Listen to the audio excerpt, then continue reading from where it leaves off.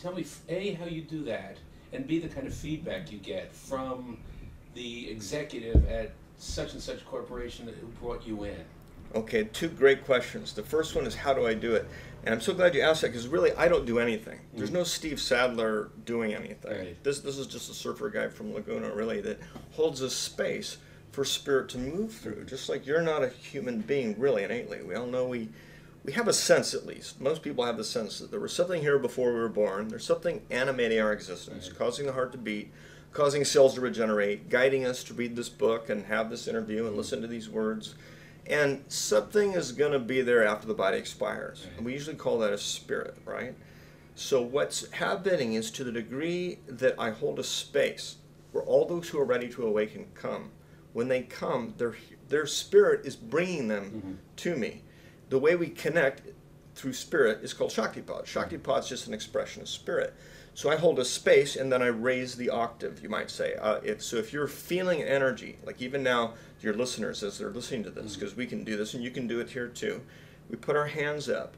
And on the teleconference calls, people will pick it up, even if they're in Europe or South Africa or wherever. I've got people in India practicing this, oddly enough, which is funny. That's great. Bringing it home. Huh? Yeah, well, that's the beautiful thing, and that's where technology comes back in, is that it isn't a divisive thing. This is a way that we can all connect in spirit. We can do it virtually. We can do it in real time, too. So we can do it either while it's being played, say on a teleconference, or it can be recorded and listened to later.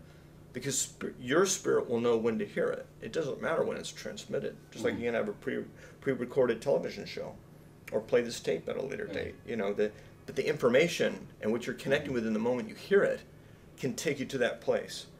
And what's interesting is who's ever going to be listening to this, they will be guided to hear it. And so the key to it isn't what I'm doing, but it's getting in touch with the part of you that guided you to hear these words in this moment, whatever this moment happens to be for you or the listener, and just be fully present in this moment. And when you connect with that in this moment, something shifts in your awareness. And if you can stay in this awareness, then that becomes your predominant state. It displaces you going unconscious. The more conscious you are, the less unconscious you are. And some of the time people are more, say, 60-40 of one, 60 being unconscious, and then it becomes 60-40 of the other. And then as you keep practicing, and that's what our courses do, of course, is give you the practice and the training, because there is an integration that needs to occur. And pretty soon you're maybe 90% conscious or more. We've been using a system, or at least testing a system called calibrations of consciousness, such as Dr. David Hawkins' work. Are you familiar with him? No. Well, he just has a method of recalibrating levels of consciousness, which are kind of fascinating. And whether you use his method or not, the idea is intuitive to us that there are different stages of consciousness or levels of consciousness. You can actually feel it from the energy. If you were to feel your hands right now and just go like this, and your viewers can do this, whenever it is, you'll get some sense of energy. And it may be a little bit stronger now since we've been having this conversation because we're connecting energetically, and chances are the viewers will be too. So, and the more they think, okay, I want to connect, and they try and connect, they will. And then at the end of this conversation, we can do it again. So it become kind of interactive, and they can test the energy. And again, every once in a while, if they just put their hands up, they'll begin to feel a tingling. We've done this on radio shows and on TV shows, and it's really fun. Well, all we're doing is, like if there's a station broadcasting something, and if you know where to set the dial, you can tune into that frequency. So there's a place where I can engage you in the level of spirit that now you're taking what you already innately know and you're moving into the realization of it. You're not just having an experience, because the experiencer diminishes. And in fact, we're not trying to self-realize, because the true self is already realized. And any effort to get there is a denial of what is already there to some extent. So what we're really doing is just disciplining the body and mind so we can have the experience of our true nature, which has never been anything other than that which it already has, that it already is, has been, and will be. Okay, and so the other half of your question had to do, how do businessmen and women approach this? Usually with great alms and thanks, because we've been able to prove again and again we can double their business.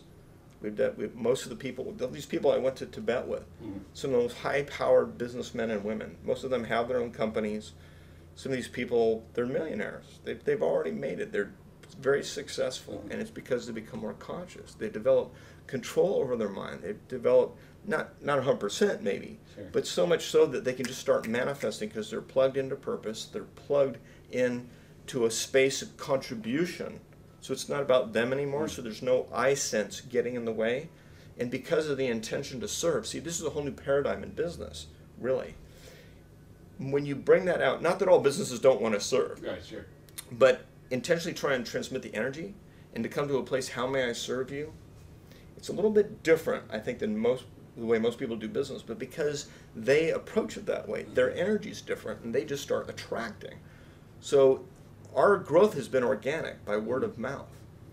But every businessman and woman, when they see the bottom line is the bottom line. So you can talk all day and all the woo-woo stuff, and sometimes I have to change the words. We don't use kundalini at Lawyers Title Insurance, say.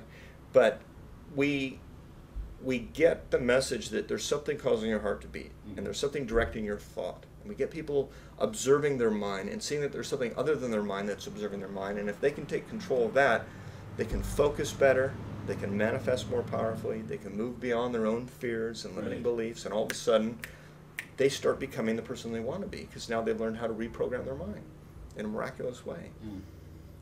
So this has been taking off, which is exciting because you see a lot of people, business has been where the supposed dark side is, Sure. you know, and the evil empire kind of energy.